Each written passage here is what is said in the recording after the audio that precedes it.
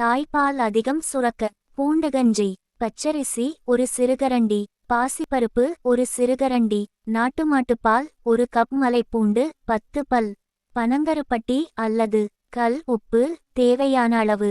செய்முறை: பச்சரிசியும் பாசிப்பருப்பையும் களைந்து பாலையும் பூண்டும் சேர்த்து நன்றாக குழையை வேக வைத்து பனங்கருப்பட்டி அல்லது உப்பு சேர்த்து குடிக்க பால் சுரப்பு அதிகமாகும். இன்னொரு முறை: பேரீச்சை 2 கருநிறமுள்ளது. மலைப்பூண்டு தோலோடு 2 பல். மலைப்பூண்டை கம்பியில் குத்தி அடுப்பில் சுட்டு தோல் நீக்கி அதை பேரீச்சையில் வைத்து காலையிலும் மாலையிலும் 2 சாப்பிடவும். இன்னொரு முறை: திப்பிலி 1 ஸ்பூன். அதிமதுரம் 4 துண்டு. ஏலக்காய் 6. சுக்கு சிறுதுண்டு. பனங்கருப்பட்டி 6 ஸ்பூன். மேற் சொன்ன பொருட்களை பொடி செய்து வெதுவெதுப்பான பாலில் அரை ஸ்பூன் கலந்து குடிக்கலாம்ங்க.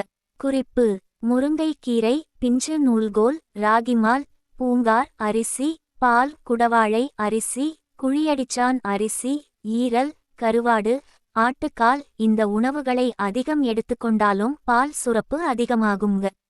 நன்றி.